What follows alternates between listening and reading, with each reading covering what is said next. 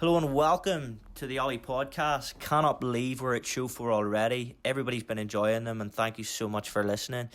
Today's show is a personal favourite of mine. We have none other than local boy David Johnston on the show. He is well known for the clothing brand Outside In, as I'm sure a lot of our customers will probably be customers of theirs.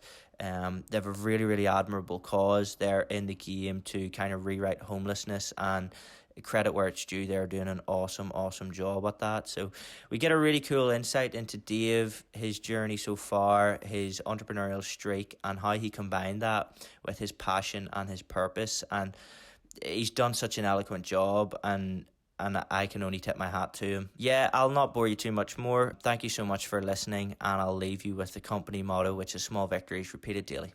Thanks, guys.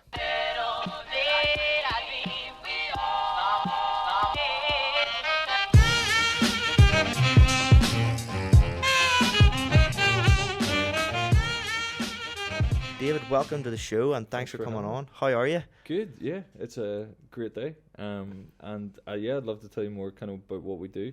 I'm excited to kind of share the behind the scenes stuff as well, and just be really honest with what it means to run a company. Big time, mate, big time. So kind of, get straight in. You're 27 years old. Mm-hmm. Obviously you've done a lot between now and then. So kind of without, not going into too much detail, give us kind of your journey right up to the stage. So just to start off, Outside In's a clothing company with purpose.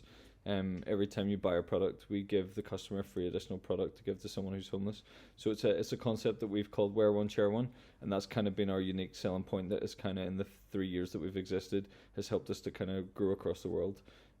But kind of starting off the journey as such, if we even look at it from the perspective of business, it's something I've always been passionate about.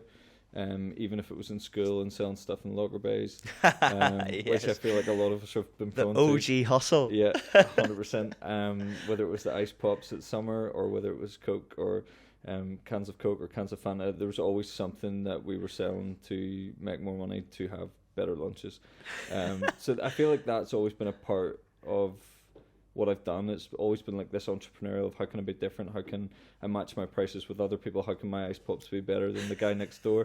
So I think that's where it started. And even when I was at university, I didn't want to just work a 9-to-5 job. I was like, I want to work as hard as I work, that the money that I can then have from that is deserved, and the harder I work, the more I can get from that. So I would have sold a lot of stuff on eBay, whether it was concert tickets or whether it was clothing, like just little pieces that I'd found. It was always about like upselling the price of something I'd found, and I just loved doing that on the side because it meant I could still do all my hobbies and I could have a flexible work life around university. So I feel like even in university I always was thinking like, how can I do something with business? And that's kind of the degree I did, was business management at Stirling in Scotland. So business has always been something that has been ingrained in my head, and it wasn't until university and doing street photography that I started seeing a different side to that and looking at how can we use creativity to actually help people at the same time. Would you say, so I think from listening, you realise during uni, right, I can make a life out of this, but there's probably a big underlying thing there that this is in your DNA, considering the fact that you were selling at school and whatnot. Has it always been that way? Is that always the way you've thought? Yeah, I think even I used to keep a diary in university, and I always remember looking at like, right, well, what's taking too long to do, or what do I feel is an annoyance to society, and I'd write them all down because I heard if you write them down, then it's something that you may someday come up with a solution to it. And they always say that some of the best ideas aren't brand new ideas, it's just improvements of something that already exists. So I think whatever it was, I was always writing down like, okay, could we do healthy eating restaurant in university because people are craving like healthy food but there's nothing there, or was it like a delivery service because people are lazy at university? There's always things I was thinking, how can we make a solution to something that is seen as an annoyance? So I think it's problem solving is one of the key elements of that, and the business side of things. I remember at school, like, you just go through the flow of doing what you feel either is being put on you from the school point of view, and I started doing like physics and maths and geography, and these are things that I'm not even passionate about, and it took me after that to go to Belfast Met and to do business there, and that's when I realised like business is what I want to do for the rest of my life. to the point that I actually just love studying it, the case studies. I love like researching it. And I think when you find what that thing is, it doesn't feel like work. Even when I did a placement in Melbourne in Australia, they used to call me the granddad because I would stay in all the time. I would just read books. Yeah, they were going out at night. Yeah. But for me, it was like, I want to take this seriously. Like, I really want to do something in my life that is business purposed. So it's like, I don't mind reading this case study at night time, knowing they're all out. I'm going to be banging the door when I come back. I was like, it's worth it. So I think for me, it's just been like, as you say, 27, only doing this for 3 years. The rest of it was research. It was a lot of like finding my place within business and not being scared to like get mentors or ask people questions or read books that are going to help me with that. Yeah, I think that's one thing. Is like, for anybody starting out as well, is like, yes, you might not be in a position to launch your business, but you can be reading books. You can be like you've done, selling things online. You can learn that sales process. You can learn how to set up systems to manage maybe inventory or to manage payment, whatever. But there's always something you can be doing, and I think it's like, you're probably a wee bit hard on yourself. You're saying that you only started 3 years ago, but really you probably started 10 plus years ago, you know, being in the lockers at school. And one thing I've actually really latched onto there whenever you're talking, you seem that you have big, deep core values in wanting to have a purpose in what you do. Where does that come from? I think whether it's my family or my mum or my granny, they've always been people who wanted to help people. So I think it's been ingrained in me from a young age to never look at someone and judge them straight away. I know I'm from Cullibaggy, which is a little village, but a big part of my life has always been travelling. Mm-hmm. And I love putting myself into cultures that I've never been in before because I love feeling like that. I don't know, I've always loved risks, and I love like creating things that opportunities and experiences that are like so different to what I'm used to. I love putting myself out of my comfort zone. So when I've traveled, I've done a lot of volunteering and mission work, and I always have come to the view that like we as humans are like, we all need connection and we all need this purpose. But I just love, for me, I guess it's just helping people in need. And whether that's with time, whether that's with resources, I think no matter where you go around the world, there's always a need for people are in need. And from kind of my childhood, it's always been something that I've been very much aware of, that there's a lot of people out there that are hurting. And I wanted to help in any way I could. So I think business is kind of aligned with that because that's naturally where I feel my skill set is. But before that, whether it was just playing football with kids in Brazil, whether it was in Egypt running a sports club with Muslim and Christian kids, for me it's always been how do I, whatever's in my hand in that moment is like, how can I help? So I think it's just the experiences through life that have made me very much understanding of different demographics, very much put me into positions where I think Northern Ireland can be quite cultured, so it's very open my mindset to what the real world can sometimes look like, which is easier now with social media, but 10 years ago it wasn't. Oh, yeah. So I think travelling at a very young age definitely helped me with that. And I would say, without sounding too cheesy, like this, you know, what you've just said, that's your core purpose, that's your why as such, you know, and that in turn is kind of what makes you get up out of bed, I would assume. Yeah. And do you reckon you've really latched onto that whenever delivering, you know, Outside In, maybe just one of the bigger projects you've done, but throughout every project you've ever done, do you reckon that's been the main driving force and why you've maybe found success sooner and faster than some others? Yeah, I think when I was at uni, I remember chatting to the football team, and they knew I loved business, and they were like, David, what are you going to do after university? Like, we know that you love like business, and I was telling them I was going to maybe start a fast food restaurant that was going to be healthy eating. So it just shows you from that moment, although I had already done the street photography and helped those who are homeless, I was scared to be like, how can I link that with business straight away? So the natural of me was nearly going to like just to do a business for the sake of business. But then there was always this underlying, like, how do you mix the two together? And I feel there's not many that are out there with foundational point of view of helping people and business. And it's one of these taboos of how do you do that together?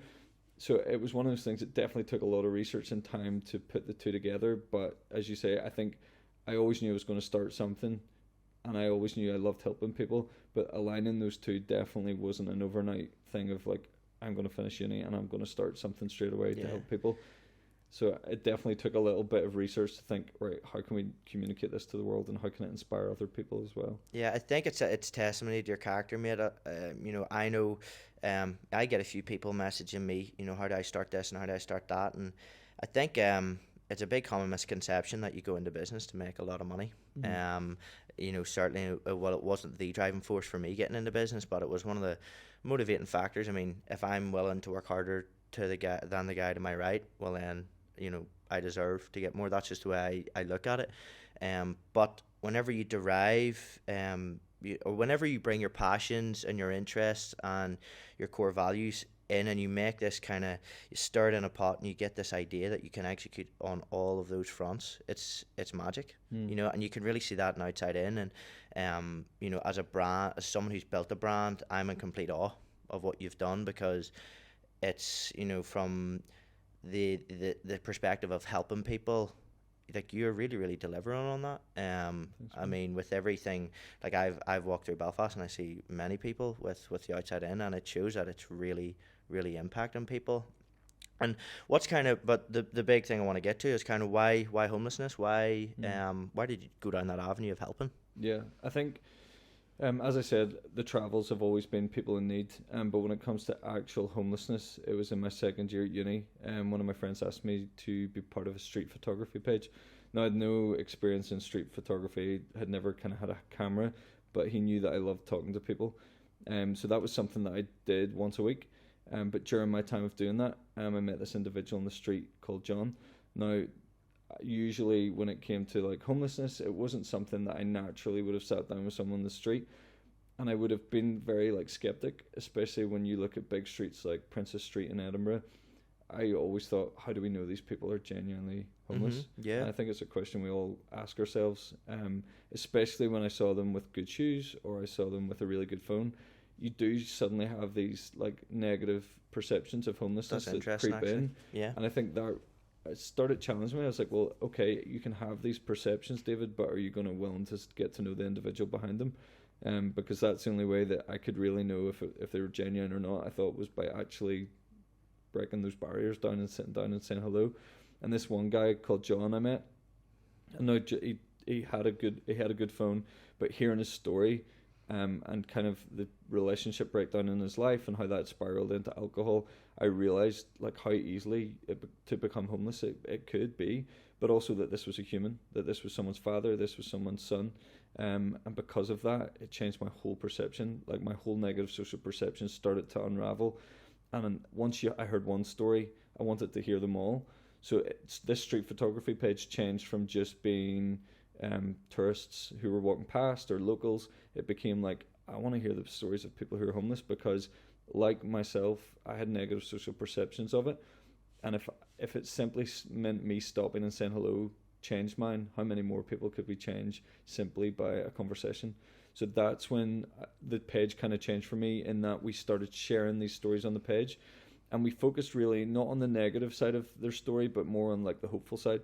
So I'd be like, what's your dream? Or what was the biggest passion of your life, and do you still have that, and what would you like to do with that? And to see that they still had a hunger and a desire for that really excited me, because I was like, these people are maybe only getting 4 hours sleep, 5 hours sleep, living it rough, but they still find purpose, and they still believe that there's better days coming. And even though they're isolated in society, they just need help. They just need someone to stop and encourage them. And that's for me where the passion really began. And then after I finished uni, I was like, right, this is what I want to do. And as I said, how do I mix business? How do I mix this purpose?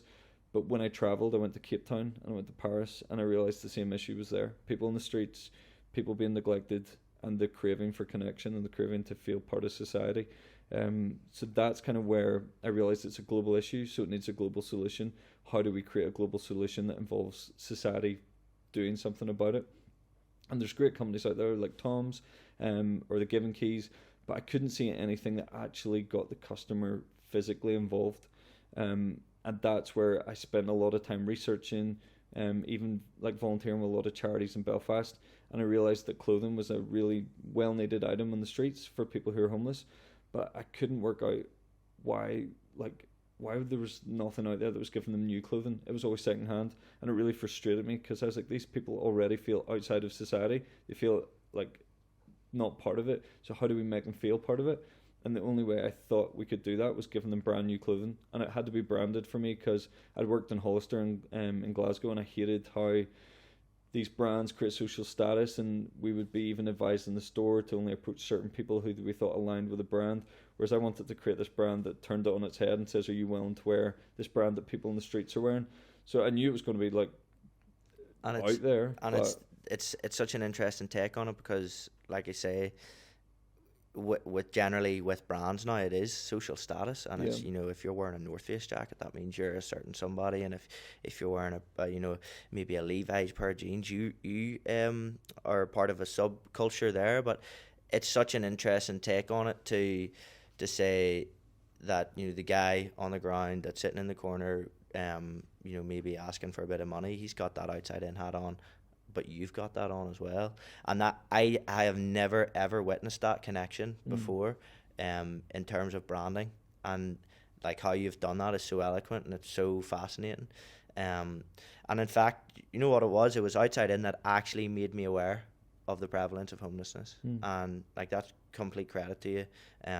Like I'm in my lane at all times, and like it was Outside In that really, really opened my eyes up to just how prevalent it is.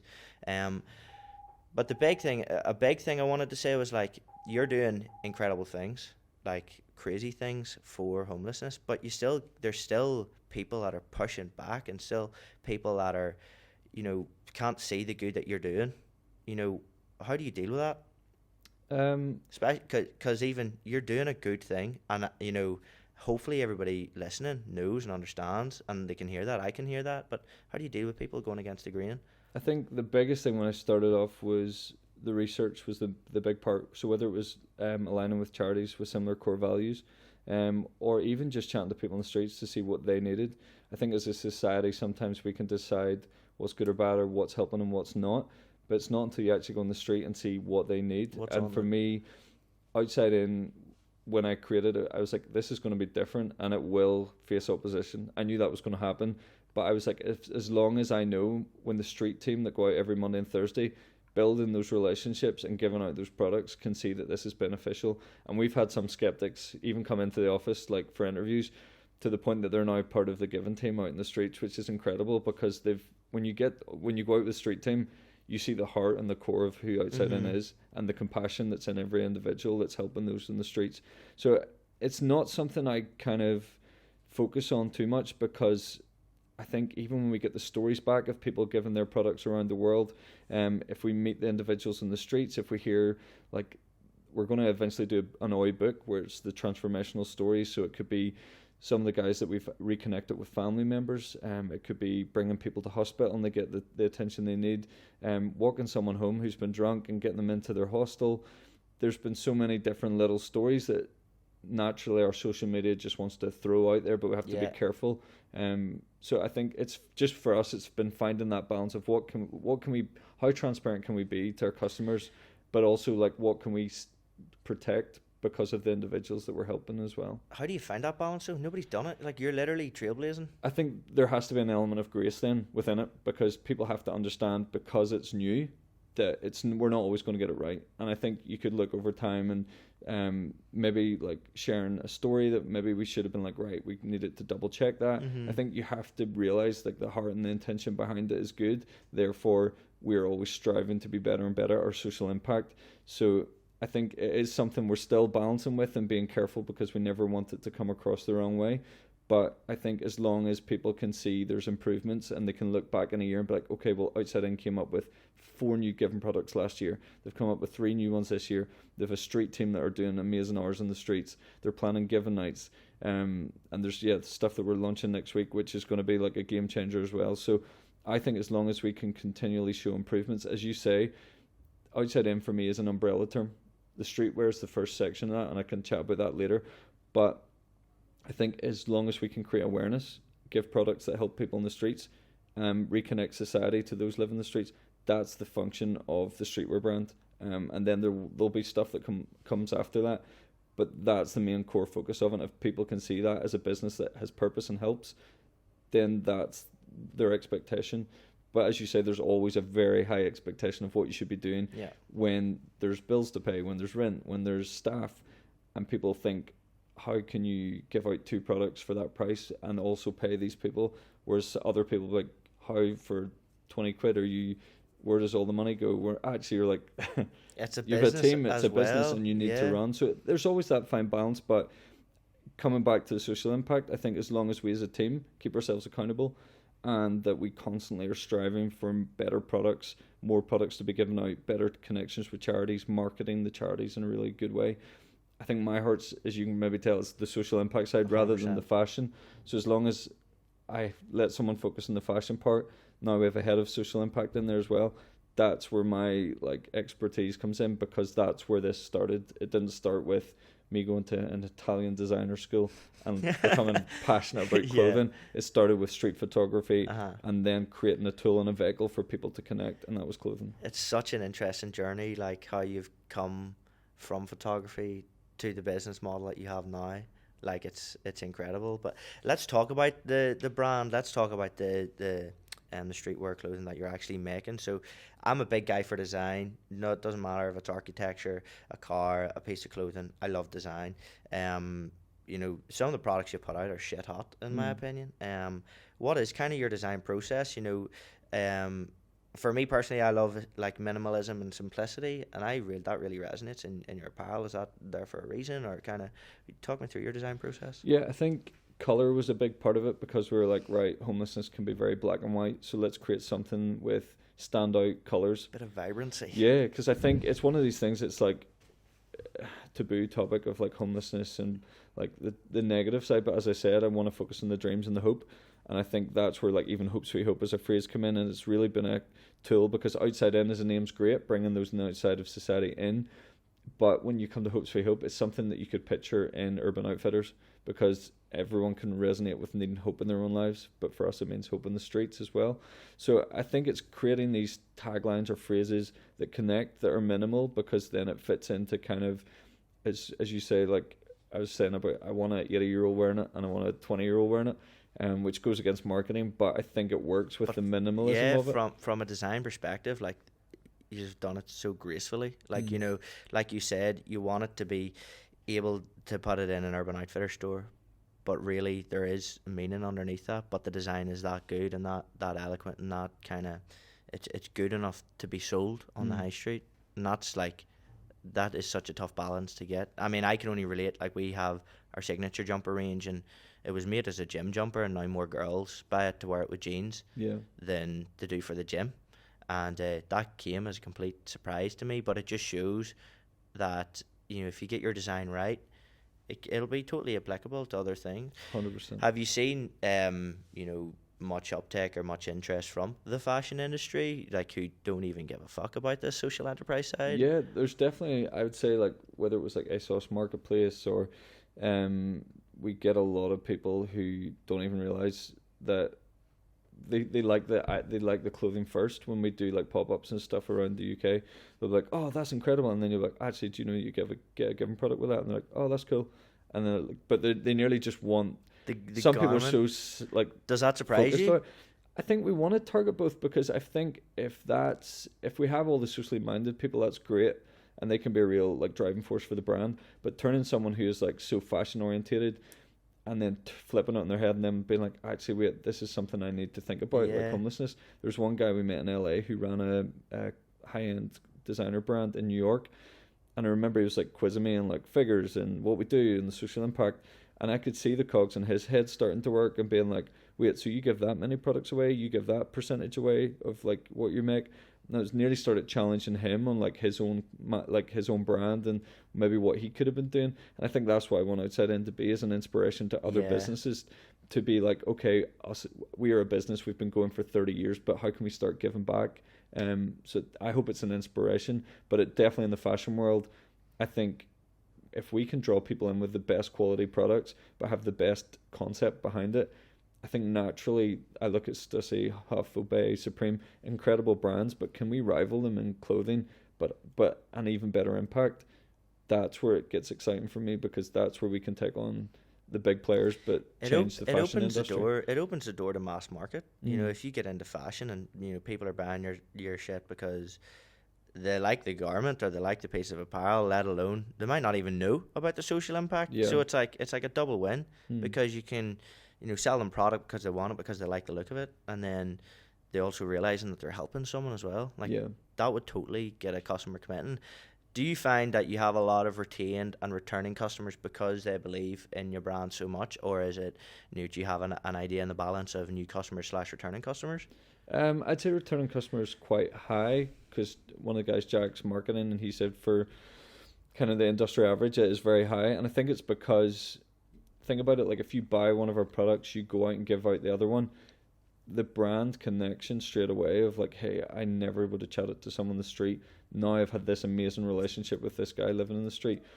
It's naturally going to make you closer to this brand that's encouraged you to do something that you've never done and give you more of a purpose. And because of what it stands for is really strong, I think that's where we see a lot of people coming back, because they know that we're not just throwing stuff out for the sake of it. There's purpose behind it, and they feel part of that.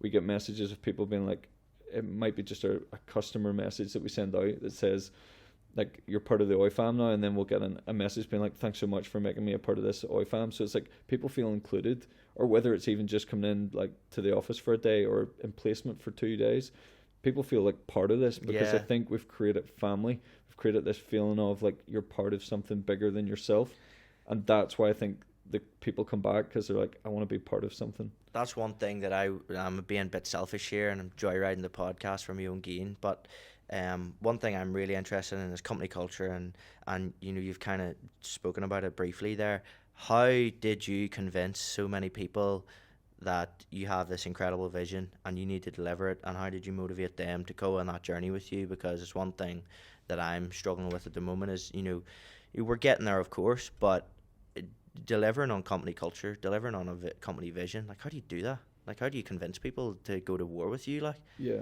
I think naturally I've always loved speaking, communicating, presentations, that sort of stuff. But I think it's when, as you say, like, I'd found the purpose and I knew my why. So it didn't matter what we created, whether it was burgers or clothes. I think people saw the heart behind it and saw the passion behind it. So they got behind, like, they naturally wanted to be led by someone who was doing that. Have you always been a good communicator? It's taken time, but I think it's something that, as I say, I've always loved doing something that makes me feel uncomfortable.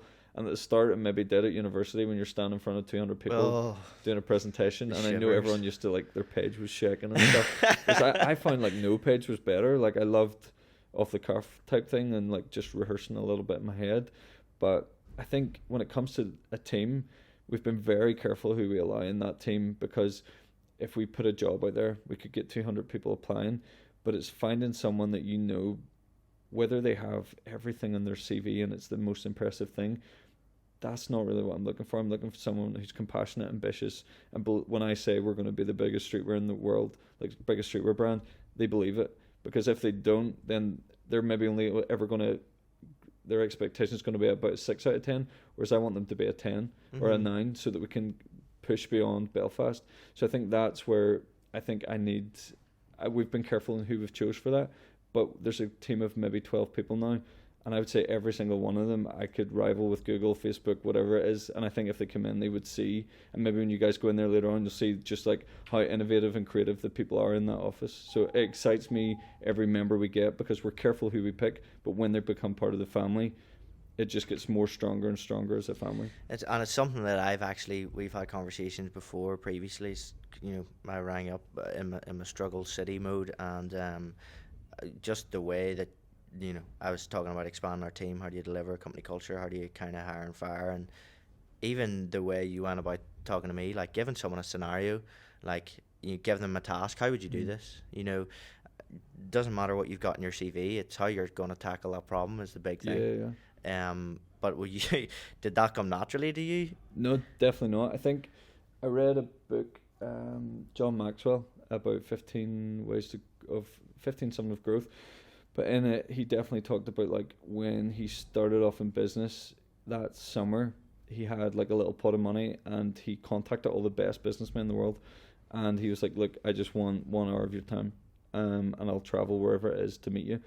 and he traveled all across America just to meet these individuals, but he said it was the most valuable hour that he ever had.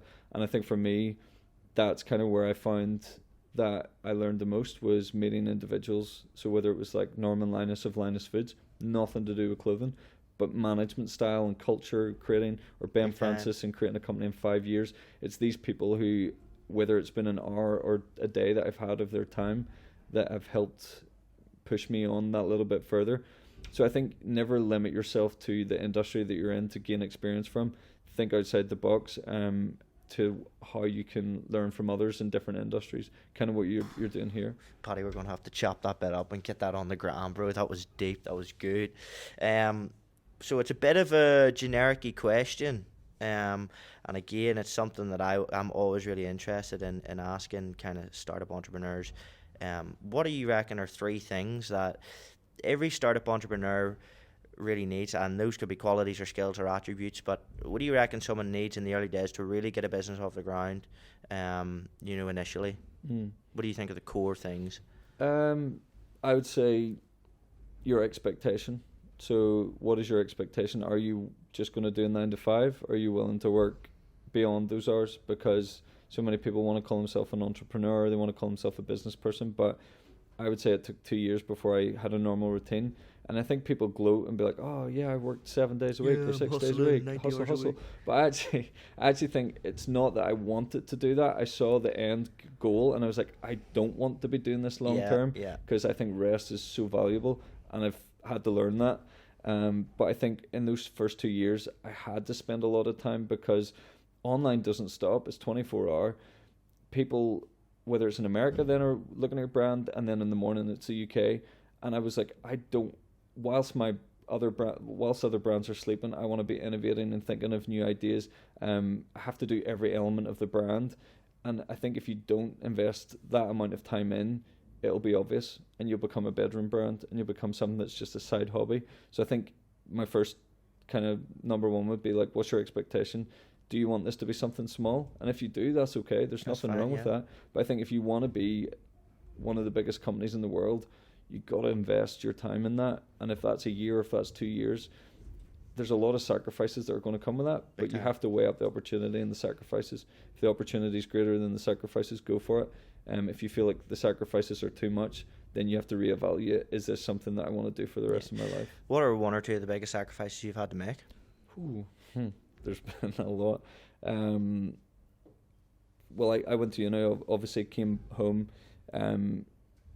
I've had to live at home for a long time. I was very independent, but living at home meant I could afford to hire staff. Yeah, 100%. Whereas I couldn't have hired staff if I had my own rent and that sort of stuff. I think other things, from missing friends, like stag parties or engagement parties, especially the first 6 months were tough because I couldn't afford to go to the cinema.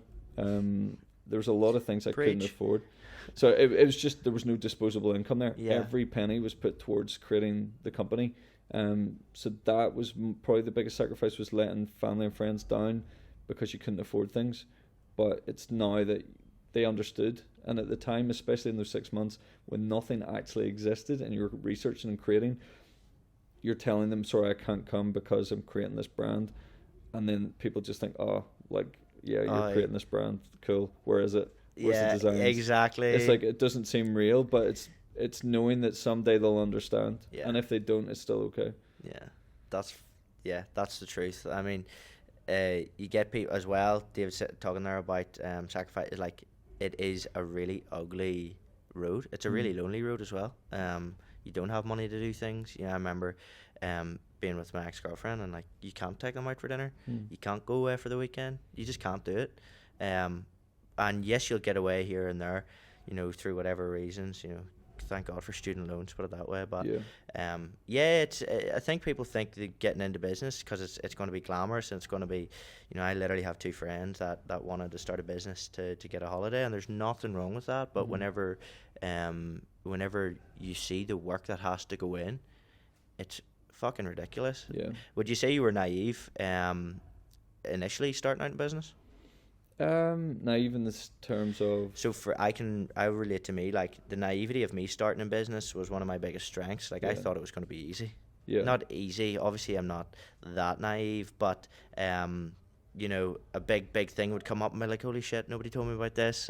But then, you know, I would have the tenacity to go ahead and just see it through. Yeah. You know, were you kind of naive in the sense that did you know what was up ahead of you? So no, I'd never started a business, so it definitely was like, how do you start a business? And I think everyone assumes that everyone in business understands how to start a business, but you don't. And a lot of it is, as you say, just going with the flow, finding things out on your feet. And I think that's where I had a lot of people around me that would say, kind of, even if it's point two, like, is find people around you that you trust, but also that you know are willing to give you advice because they care. Not that you have to like go to a solicitor and pay. That there may be a friend whose dad's a solicitor that you can get a quick meeting with. So I think creatively around like how with a limited budget that you can still have an impact, and whether that's friends taking photos, whether it's handing some people free products so they get to do the photos for you, shipping it to Brazil because there's a photographer on Instagram said he wants to get involved, and suddenly you have photos in Brazil of your stuff. I think you need to think creatively around. We didn't have like tripods, so like we would sellotape tape to our phone and like put it on a stick. Like, you just have to think outside the box, and I think because we've done that for 3 years now, when we're able to afford a little bit better equipment, you can stuff, be so creative. we're so creative even more. But I think it's taken those 3 years of like barriers coming in place and be like, okay, well, let's just be creative with that. I would almost take that as point number 2. Yeah, being creative and being able to solve the problem with the resources you have. I mean, whenever you initially start out, all you have is a phone book on your you know, people that you've met over the years. That's literally all I started with. And you know, there's people that got annoyed because I was maybe milking it in the early days, but yeah, you're absolutely right. Like you said, that solicitor example, really prime example. You know, you just got to be creative and think of the resources that you actually have available. There will be so many times in startup where you don't have a budget. You know, in any startup, you know, you can leverage funding or you can leverage skill. And skill, like, you know, what we're talking about now completely comes under that umbrella of skill. 100%. What about a third one, mate? Third one would be your reason why. So I think you have to get to why you're doing this. So like, I know that at the start there was days where maybe we didn't make sales for 4 or 5 days, and it's tough because you have to start questioning your ability. You start thinking, is this something to do with me, or is it the product itself is just not good enough? And that's kind of where I got back to the street when I given products, and it was people on the streets who were homeless that are actually encouraging me to keep going because they loved the idea of the brand and the concept of it. So I think you need to get to your why. And I even remember at university when we're doing dissertations, and the lecturer said, make sure this is something you're passionate about, because if it's not, there's going to be days where you do not want to do your dissertation, but you have to get back to the reason and the purpose for doing it. And I think that's where we all have to find the purpose. It's always been my natural to make sure that Outside In was something I was passionate about, and I also, whether I'm in a shop and I'm hearing someone be like, oh, I hate it in work and I don't want to be in work, and there's times where Outside In, there's days where you don't enjoy it, but like it's your purpose. So the next day could be incredible, or later on that day could be amazing.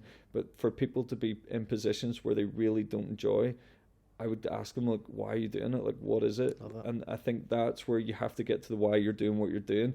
And if it's to further your dream, great. Like internships or that sort of stuff, I promote that, because maybe a year of unpaid, but think of the potential and opportunities that can come from that. And I think that's where people need to get to the why, not the quick money or the quick answer for things, because sadly things don't come the next day, 24 hours. Even though we're an impatient culture, I think we need to think, right, okay, if I work in London for a year under this person, that's going to give me these connections and opportunities and networking that's going to help me when I set up my own company in 2 years' time. So I think that's where you have to get to your why you're doing what you're doing, and make sure it's purposeful and it leads to somewhere. Serious value. I would say, like, there's going to be a lot of people listening to the show that are kind of, where we were 4 or 5 years ago, in those early stages of their entrepreneurial journey. But yeah, I would say listen back to those 3 points, because if I was a big advocate of reading and kind of enlightenment on that front, but I got value from even stuff that you'd say, and I've covered those areas in depth, and I still got value. So anybody listening, definitely go over and replay that, because you will get help. The big question, David, we asked this to everyone, and it's a really, really interesting question. because it's so relative and specific, and we get a different answer every time.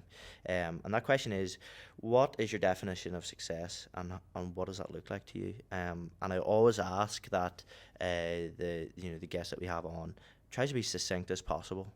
I'm a big guy for essentialism, and I just love that. So, and word for word, what is your definition of success? I think it is a big question. I think for me, success in my own life, whether it's outside in and separating those two, but I think it's inspiring others to seek change, and whether that change is helping other people, whether that's getting out of a job, as I say, into something that they find purpose in. I think I want to be known as that person who inspired other people to do what they were passionate about. I love Outside In, and I love the clothing. I love helping people in the streets. That's what I'm passionate about. But I also want to be part of this generation where we can inspire other people who are in school and feel like they're being told to be a certain thing, but actually they have dreams that are totally different. As you say, creating this brand has created opposition as well, but because I'm so known where we're going and focused on that, I want other people to know that when I write a book and can say, here's all the opposition you're going to face, but still fight for what you're fighting for. I think for me, success is going to be inspiring other people, and I might not see that in my lifetime of what that does. Maybe my children do, but I want to see other people inspired by the story of Outside In and my story, and hopefully from that create their own purpose. And it could be helping the homeless, could be helping other people in need, or it could be creating stuff that makes us live longer or makes us healthier or feel better as a society. So without that trying to be too vague, I think I just want to inspire other people to think creatively and to come up with new companies. No, I love it. I really love it, actually. Totally new answer as well, Paddy.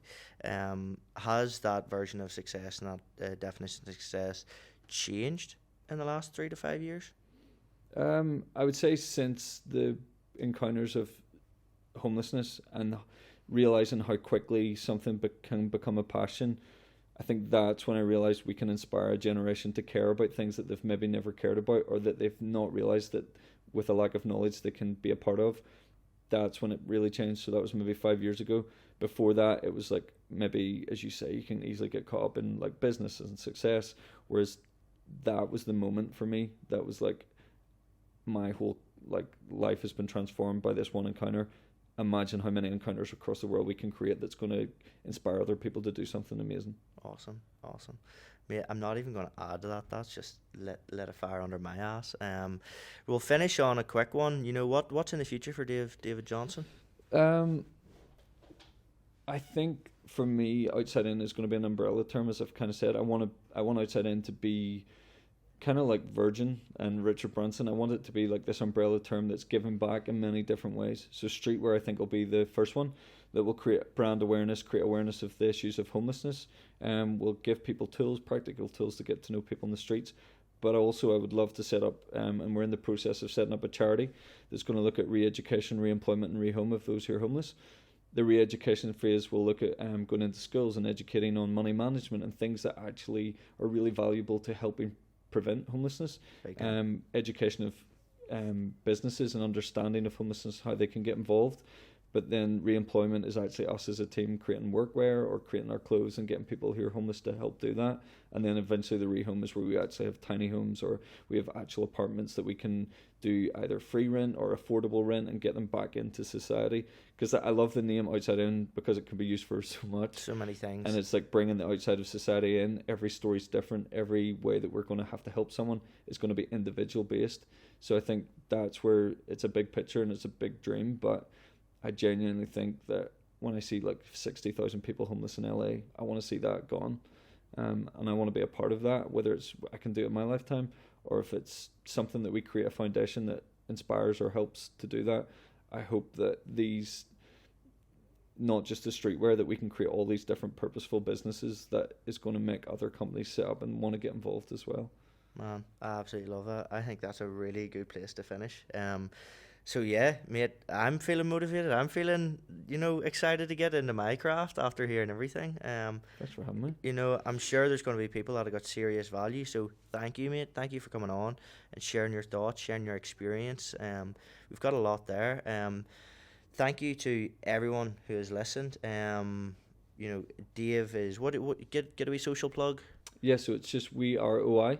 It'll be Instagram, Twitter, Facebook, and that's also our website as well. And your personals. Personals will just be David __ Johnston. Okay, perfect, man. Do you have a blog? No, I need to start. You need to start a blog, Do bro. need to start. You need to motivate some dudes. But yes, that's all we have time for today, guys. Listen, thank you so much for listening. I know for a fact there will be something in there that well, has quintessentially lit a fire under your ass, because it has done for me.